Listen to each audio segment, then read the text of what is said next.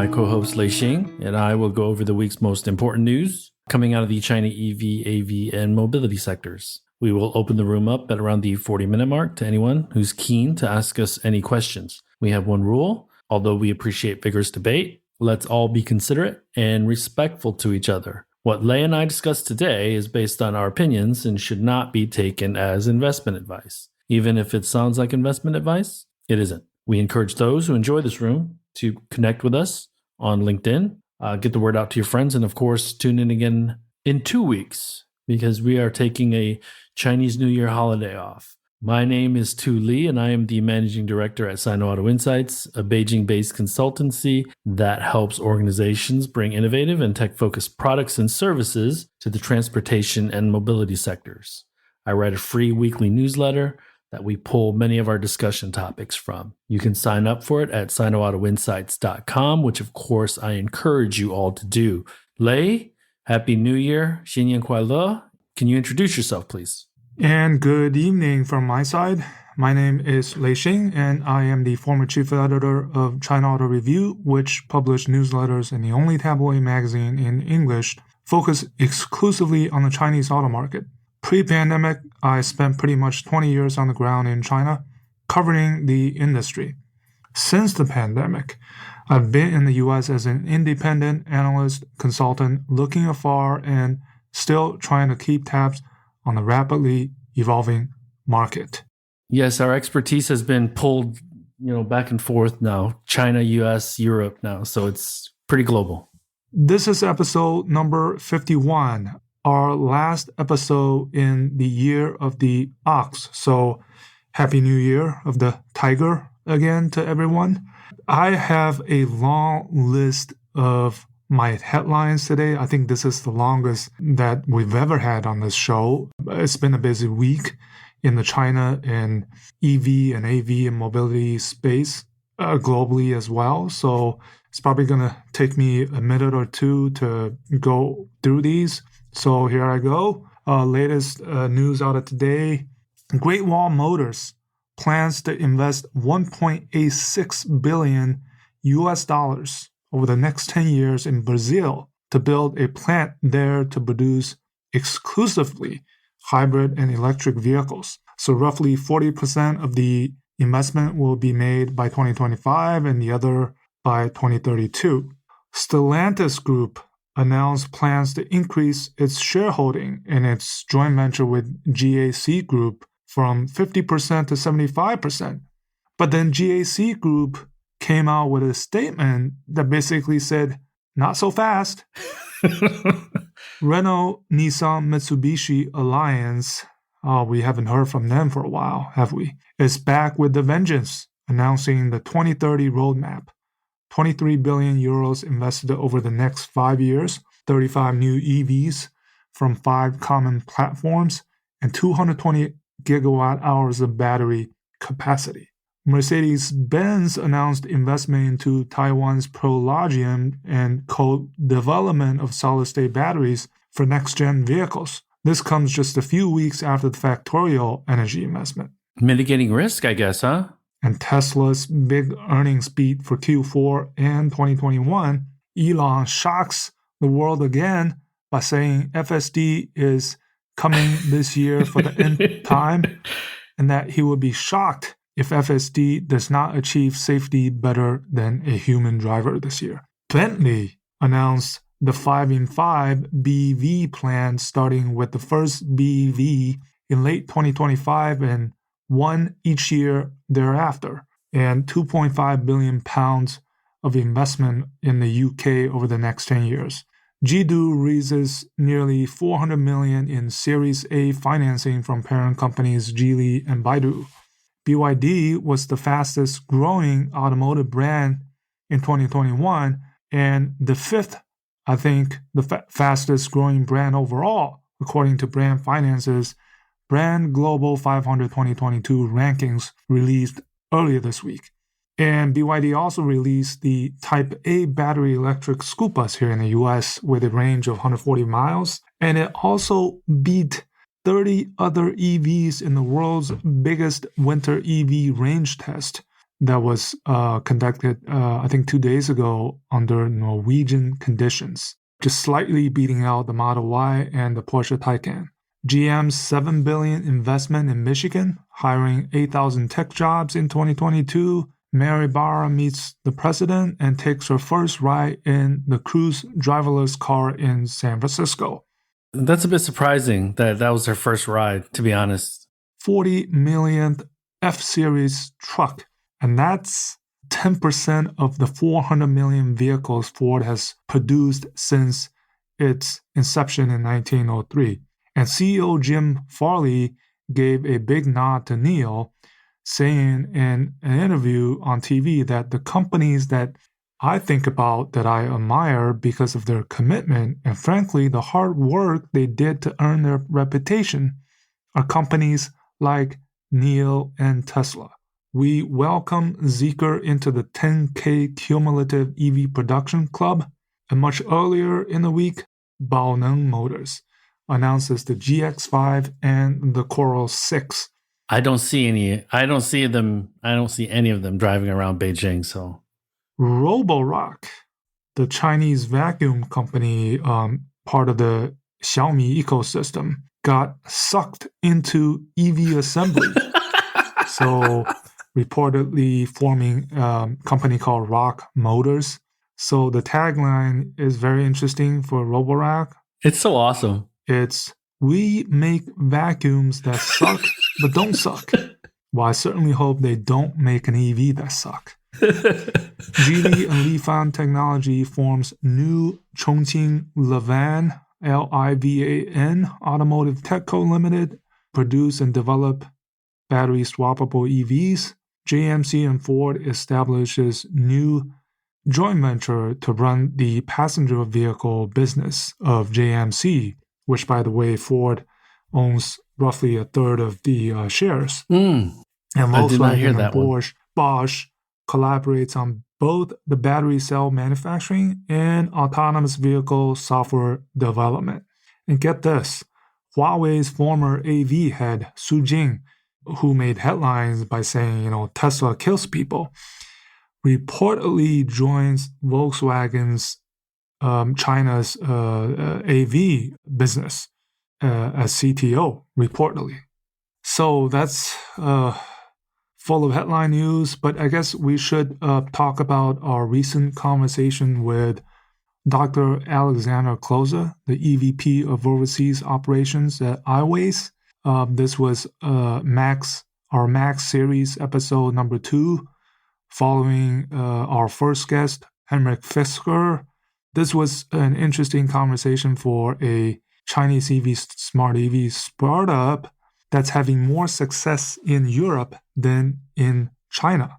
So, it's one of those things where you don't know what to expect coming in, but very candid, talked about his challenges over the last 2 years because of the pandemic, not to mention their aggressive moves into 10, now going to be 11 countries in the 2 year span. So, if you look at the sales numbers, you kind of wonder, but then you think about all the challenges he and his team had to endure, get over the hump in order to enter these markets. And you're kind of amazed that they're able to successfully do that, right? And so I believe that he's going to be providing a blueprint for some of these other China EV Inc. companies entering Europe, because, they were the pioneers that created that path. Now, these other companies are going to alternate and take different paths, but you know what? They're the first 10 countries. Pretty impressive. Yeah, and how they did it during the pandemic, right? Selecting the right partners, did a few stunts, and just initially picking that French island of Corsica to put a fleet of vehicles for rental for people who go there for vacations, right? Even though, during the pandemic, I think a lot of French people still went over there. And there you had sort of a first taste of a Chinese EV. And I think the quality, the interior, I think surprised a lot of people for what how much they sell, right? And then it just snowballed. Though the volumes are still small, less than 3,000 units, but it's already significant, right? If you compare the other ones. And we have to remember that they were looking to raise money, and so they were able to do that this month, right? Was it this month they made an announcement? Made some management changes earlier this month. Yeah. So the former executive that was with NIO is now their new CEO. Right. So they have investment, which is important for international expansion and growth in the domestic Chinese market. And then number two, they have another product coming online. It's been delayed a little bit, but that doesn't surprise me because most automakers' products in the EV space, at least, has been delayed. See Tesla for the number one example. But investment, so a fresh injection of capital and another product. I think that 3,000 number is going to be increased significantly in 2022. And I do have to say, I thought it was funny. I had to chuckle when I'll say it, man. He gave you the smackdown when you said there's 10,000 forecasted for 2022. And he's like, where did you get that number? So I was happy that he was very, very nice and aggressive about that. So yeah, I'll be honest with you. I think 10,000 is a stretch. I still think it's a stretch. Yeah. Because that's like 5-6x of what they did last year. Right. But the most interesting thing is Aiways in many of the Chinese press has been portrayed as rather negative because they're not doing well in China. Right. So, I mean, that was one of the questions I asked. He responded saying that they do need to balance a little bit because as a Chinese company, right, Chinese brand, you need to be successful in the three markets to be a global brand, right? So China, Europe, and the US. So he did say eventually the US market. I think that's the first. That first time that's been said. So very interesting. Very interesting. And it's important to remember that if they get to 10,000 or even more than 10,000, every single one of those has to be imported. So increases the degree of difficulty, especially because they're selling into so many markets. So there's different customs, there's different logistics issues that they have to deal with. So they just shipped 78 U5s to Israel last week. So that's their 11th market. Israel is one of their better foreign markets. Israel is not Europe, right? Is it Europe? It is Europe. It's not. Well, we can put it Eurasia. Okay. Yeah. And so that was our Max number 2, and just a little bit of teaser. We already recorded Max episode number 3. Very entertaining conversation. Very entertaining. Very. It's a. We can't say who it is yet, but it's a Chinese AV startup. A very aggressive Chinese AV startup who made some bold announcements over the last just a couple months. And we still have another couple on tap that we'll record probably after the Chinese New Year. So look forward to these, our Max episodes. We'll have more of these. So back to all the headlines. I think maybe we talk Great Wall Motor a little bit. Sounds good. I think this episode we don't have, let's say, a major topic. It's just our kind of the last episode of the year of the ox. We just go light and easy and just talk about. We may even open the room up a little early. We may open the room up. So Great Wall Motor. This just came out today, right? Supposedly it's the Mercedes, the Daimler plant. Yep. That they're just outside of Sao Paulo. Yeah, outside of Sao Paulo, and it looks like it's going to have a annual production capacity of 100,000 units, and they will only produce hybrid and I believe, it says EVs. I'm not exactly sure whether it's plug-in hybrids or BEVs, but their plan is to launch 10 models by 2025. I think they will import first before the end of this year and produce at the second half of 2023. So that's the most recent info that I have. And I'm assuming they got some assurances from the Brazilian government that they're going to be supported via investment in infrastructure and the grid, upgrading the grid to make sure that when these vehicles get plugged in, they're going to be safe and enough of a charging infrastructure to build that sales volume up. Yeah, and they also have to confront the currency issue, right? Oh, I think it's very volatile, mm-hmm. I believe. But they do have a lot of friendly pals, right? Chery's there, I think. Yeah. A lot of the Chinese brands are there already. Remember that Brazil is a few hundred million people too, so it's not a small country. It's a pretty significant, I think, one of the top 10 countries in the world, like population-wise. So let me find that out. Right, but this is a huge investment, right? 1.86. So it's 10 billion. What's the currency? Real. Lira? It's real. Brazilian, yeah, real, right? So I think I haven't seen a Chinese official statement come out yet, but probably soon. Yeah, so this is huge investment. But I mean, it's part of the Great Wall Motors. They're huge, right? They have a plant in Russia, and I mean they're all over the world. They're in Thailand, right? They're in India. They'd put a bid on that factory in Spain outside of Barcelona, but I'm not sure that they got that.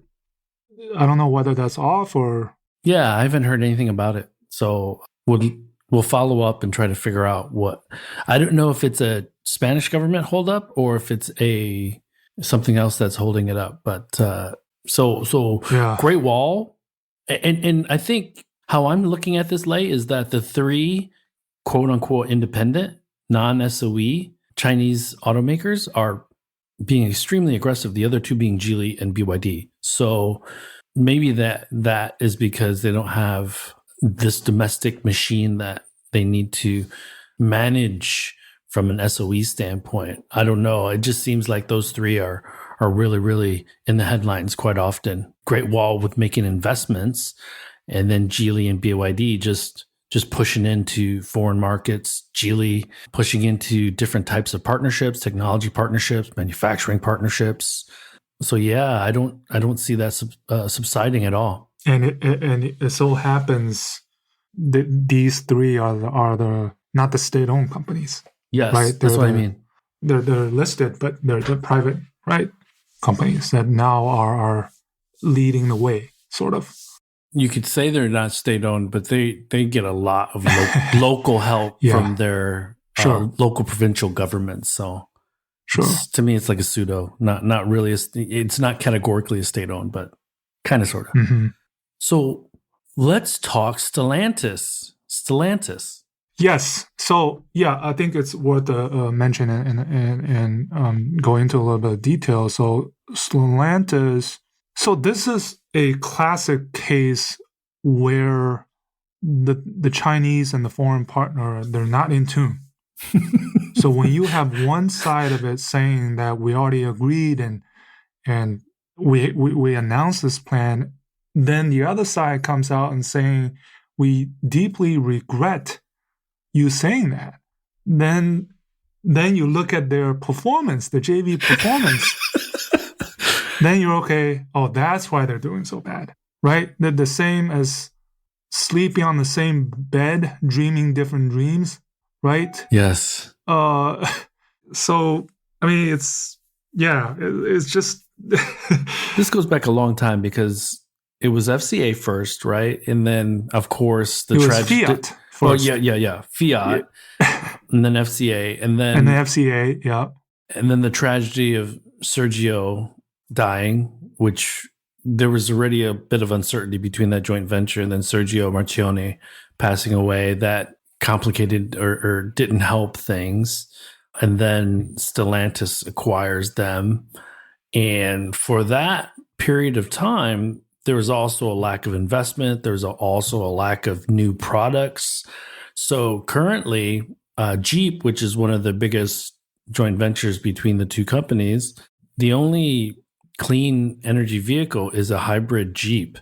Jeep was super popular among Chinese consumers because, like the US, there's this amazing following for Jeep Wranglers and Jeep products.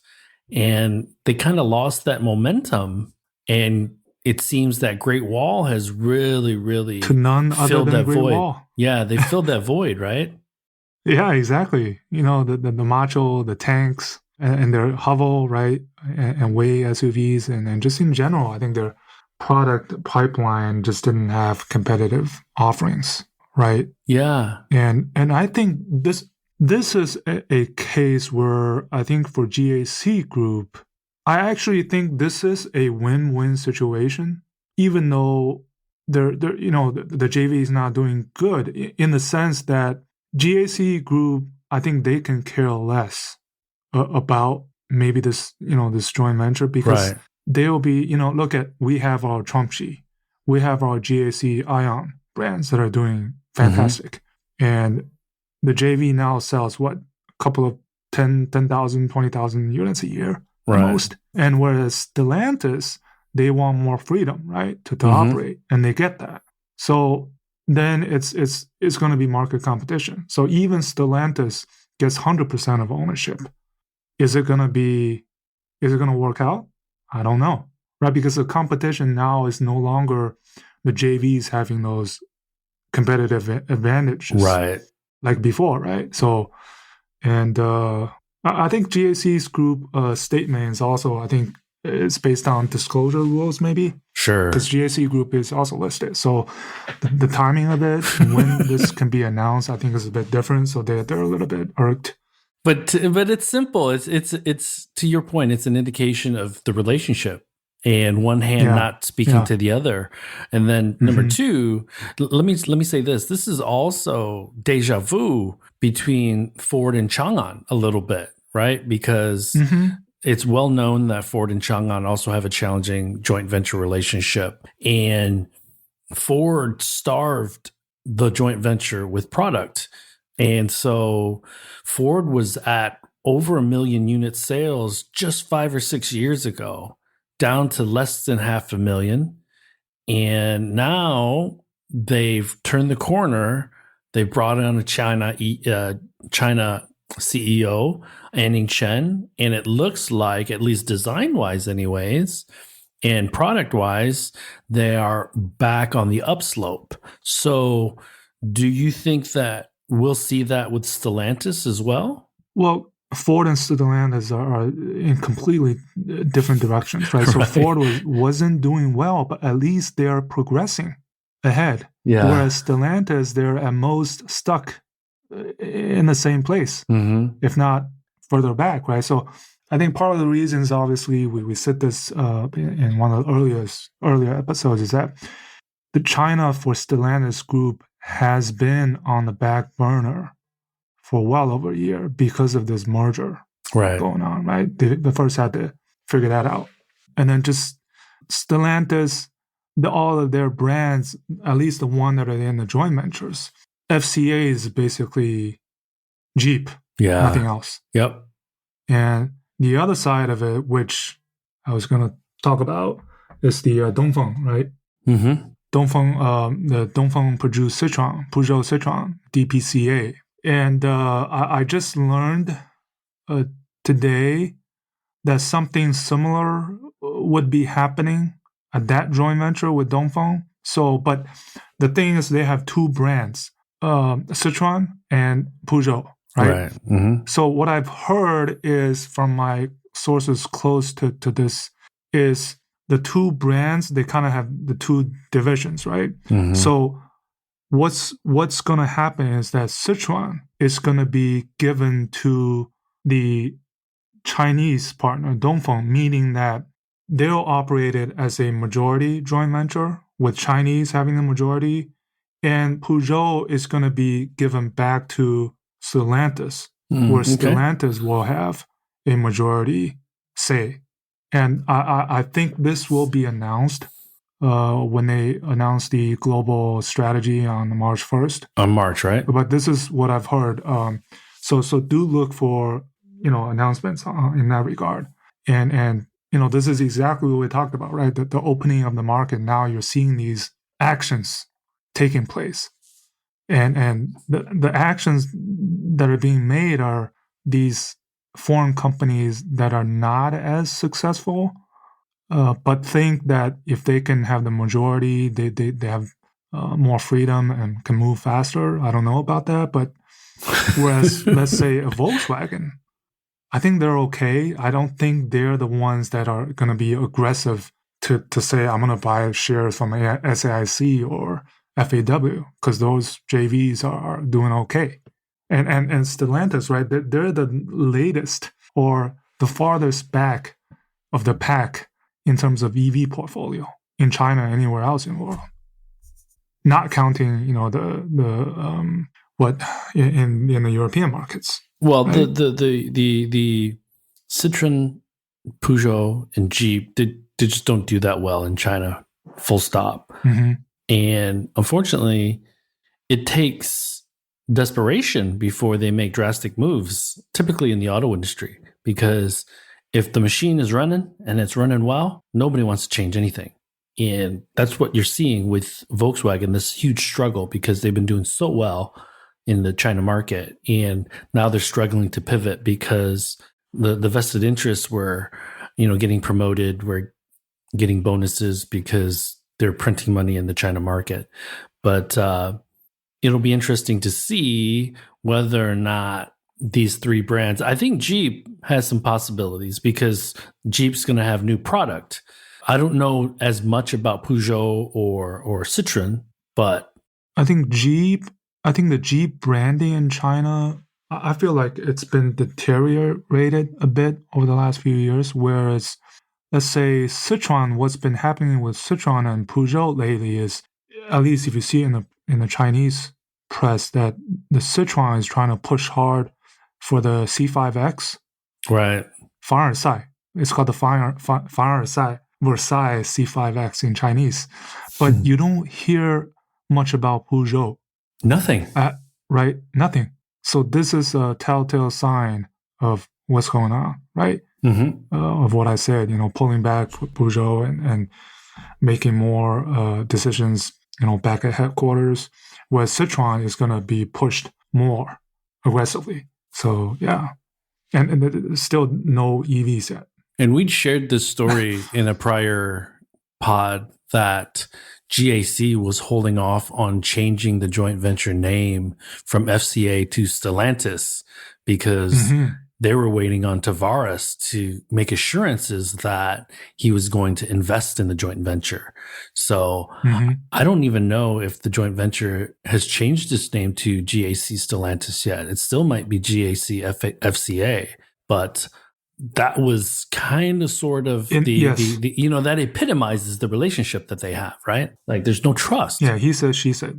Yes, exactly. So, hey, I do want to bring up the GM thing because being the Detroit kid or Pontiac kid, more specifically, my first job. So I went. You're stoked. Yeah, I went to Michigan State University, which is in East Lansing. So the $7 billion announcement includes investment in the Orion facility, Orion Assembly Plant, and the Lansing facilities. So when I was going to school there, I believe they were building Cadillacs in Lansing. And my first job after graduating from Michigan State was working at the Orion Assembly Plant. We built 5 different cars. The Buick LeSabre, the Oldsmobile Aurora, the Buick Park Avenue, and the Buick Riviera, and one more, I forget. And effectively, we built 17 cars because each of those had 2 or 3 different trim lines, right? An LX, an EX, or whatever.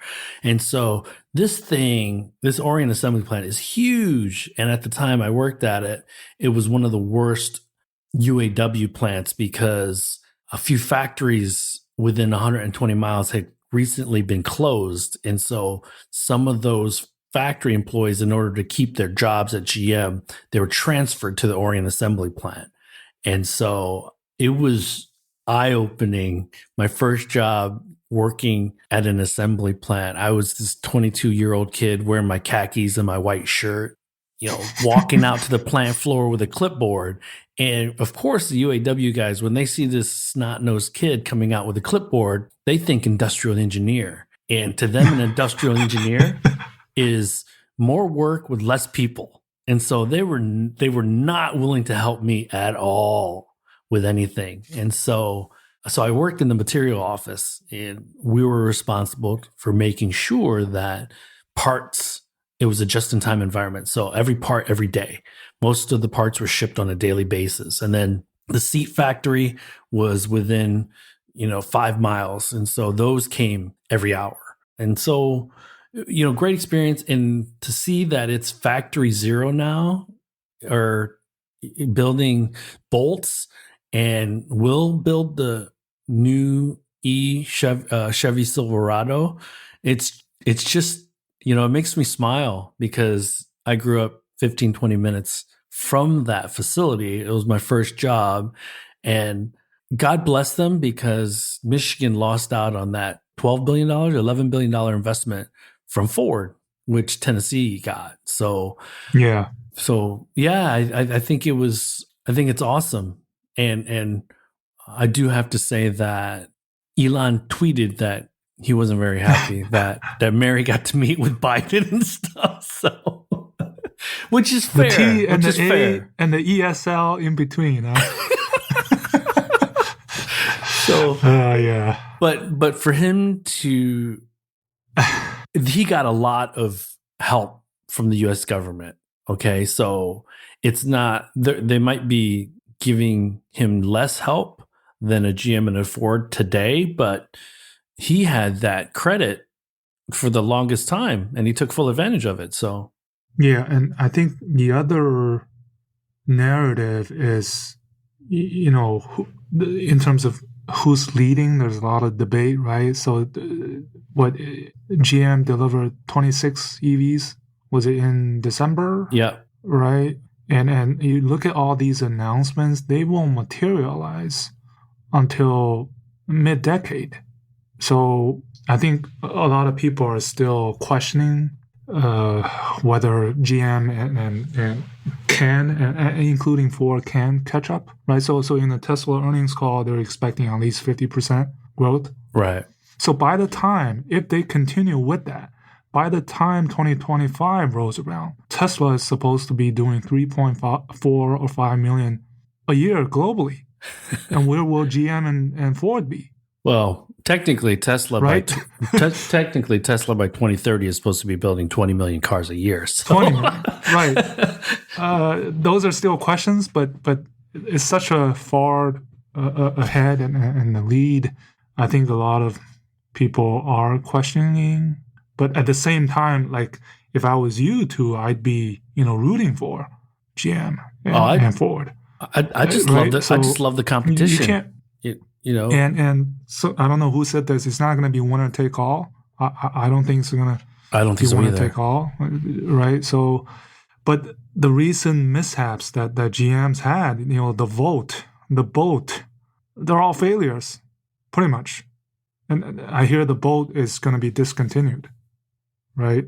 Honestly, though, these are scars. Honestly, though, dude, because I go all the way back to Rick Wagner, or even before that. Who was the CEO? Skateboard? Yeah, Jack. Was it Jack? Autonomy. Jack something. But Mary, I like what she's doing. I really do. Yeah. And I like what Jim's doing. And if GM and Ford can push Tesla, we're all going to be better for it, right? I think, and let's talk about Tesla for a second, because the earnings report, and I think we both kind of pointed to it, there wasn't really any mention of China, which was 51% of their production, right? So yeah, except the part about their gross margins, and one of the factors that Zach, the CFO, he mentioned was Shanghai's capacity and cost reductions. Yeah. And being able to ship out of Shanghai, right? The logistics cost. Other than that, not much, right? Just no new products. Remember that they're the only automotive company in China that has complete control of operations. They decide everything, which is so big for them because of these cost reductions. So they don't need to wait on decisions. They can immediately make decisions and then execute on them, right? So China is such an important piece to Tesla's strength, strategy, growth, and operations. So for them to not really talk about it for more than a couple of minutes is a bit surprising, but not surprising. It's not surprising, but I'm surprised more people or media didn't really talk about it. And this is my complaint about these Western analysts, right? They just don't have a clue about what's going on here. And rather than try to get educated, they just let it go. I think the significance of Tesla China is maybe often underestimated to an extent, at least, I guess, over here from the Western press. Yeah, because they all think that the United States is the center of the world, right? And Europe is the center of the world for the European media. But if we're talking Tesla, it has to be a global conversation, right? Sure. And this year, at least in the first half of this year, it looks like Shanghai will still play a significant role, depending on Berlin, right? And then, like here in the U.S., right? If Giga Texas ramps, then I guess it's supposed to be for the eastern 2/3 of the U.S., supposed to alleviate some of the demand problems. But I mean, with only 2 vehicles, I think still the significance is only with the 3 and the Y that they can, right? Yeah. Without the 4680, without new models that they can still sustain, is right. And if you look at their inventory days, right? I think the latest quarter was 4 days. Yeah. Right? They just to give folks an example, in the past, traditional automakers in the United States would say 40 to 60 days worth of inventory. We're talking cars now, right? We're talking 30 or 40 days worth of inventory was healthy. So they're getting fed hand to mouth from a production standpoint. That means that they can't build ahead enough to build safety stock, to build inventory, so that if there was any shutdowns or any supply issues, they could have time to remedy them because the inventory creates that buffer, right? So if a supplier doesn't ship a part and the plant shuts down for 3 days, they have 30 days of inventory to fix that before product doesn't get manufactured or product doesn't ship. So when you say 4 days, that's effectively zero inventory. And if Tesla is complaining about or warning about supply chain issues, you know that there's a high likelihood, and I'm just going to say it, that maybe F-150 gets delayed, maybe Hummer gets delayed. These super important EVs, because Ford and GM do not want to ship and then a week later shut the factory down. So they're going to have to reconcile launching on time, because there's quality issues, there's reliability issues, there's engineering and manufacturing issues. And then let's say you get past all of that, and then your supplier's like, yeah, we can't build and ship you to the production schedule that you sent us. So it's better to produce something, but if it's a stop and start, especially for a new product, man, you could lose momentum and never gain it back. So I'm talking, a little bit at a higher level, but hopefully you guys aren't confused. Hopefully it's pretty straightforward what I'm saying. Yeah. But and the other factor is the chip shortage anyways makes it, right, a situation where you're waiting for parts and you produce it, and the demand is already backed up. Then that's probably also reason why the low inventories. And that's a good segue Lei because BYD Semiconductor said that they're going to go public Yeah, I think they received the approval from Shenzhen or something for the listing. Chai next. Yeah. So yeah, good for them. I wonder what Taylor thinks about that. and deservedly so that they were the fastest growing automotive brand. Mm-hmm. And the 5th fastest growing brand overall, according to that brand finance rankings. I think definitely deserves it. They keep on chugging along, man. They keep on chugging along. That brings us to the end of this week's show. Lei and I thank you for tuning in. My name is Tu Lee, and you can find me on Twitter at Sino Auto Insight. That's SinoAutoInsight. You can find Lei on Twitter at LeiXing77. That's LEIXING77. If you wouldn't mind rating and or reviewing us on Apple Podcasts, Spotify, or wherever you grab your podcast from, we'd appreciate that as well. Even better, if you enjoy this show, please tell your friends about it. Please join us again next week as we track down all the latest news on China EVs and more.